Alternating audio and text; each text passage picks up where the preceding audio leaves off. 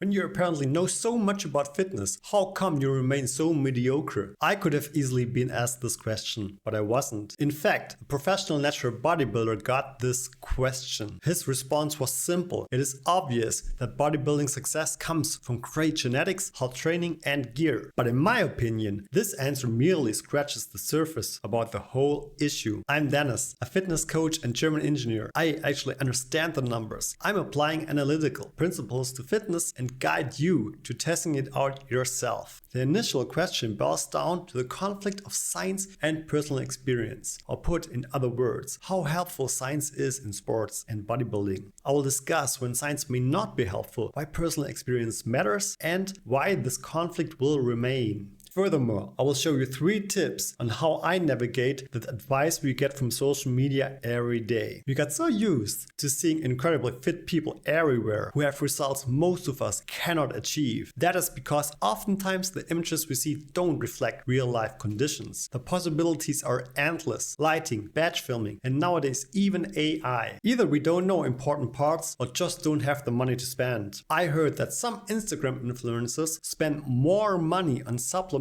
and gear each month than my engineering paycheck. Supported by the money they earn from their followers, they can enable this lifestyle. I support the idea that social media enables people to live the life they want, but I personally see this shift in fitness critical. It seems to me that it had to come this way. There's a cognitive bias at play here that encourages and highly credits people that have the looks. The halo effect and how it shaped fitness content. The halo effect is a bias where our overall impression of a person influences how we think of them. For example, how we think about their expertise that has nothing to do with their looks. In fitness, we see it all the time. There's almost no content creator talking about fitness and not showing off his physique. It seems almost mandatory to be credible on social media, as it was already pointed out that the biggest muscles don't come with the most knowledge. This is when the halo effect kicks in. We can easily access someone's physique by their looks. Determining their full diet, gear, coaches, or knowledge is very hard. We assume that they have it all figured out and trust them about their statements, although we cannot know any of it. We also need to understand that this bias helped us survive in the past. Like, this animal has big teeth, therefore it is dangerous. But how does it help in our today's social media world? Now, for simplicity, let's invert the initial question. Does a scientist need to be a bodybuilder to evaluate new study results? I think we would perfectly accept his skinny physique. But on social media,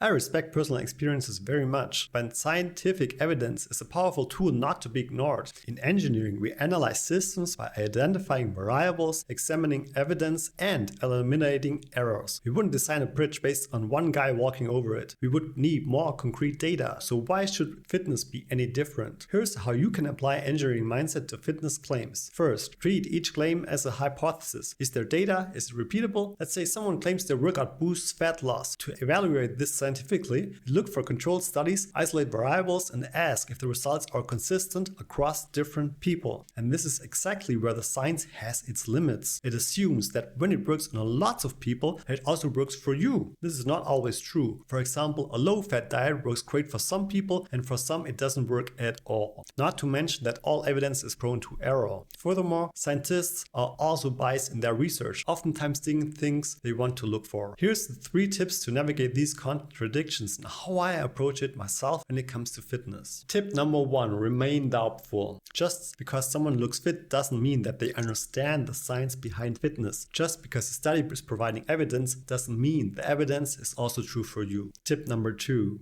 think like a data-driven engineer. Does the advice have a foundation in science, or is it based on someone else's personal experience? An engineer that assumes that the security of a product by a single claim gets fired. Therefore, they confirm with their sufficient test data. Tip number 3, we are not machine parts. Everybody's body is different. Instead of copying advice directly, consider small testable changes and see how they impact you. Track your progress, adjust, and learn what works best for you. Your own personal experience really matters. If you want to know how I keep my shape during the holidays, check out this video right here. Thank you for watching, and until next time, this was Denis. Bye.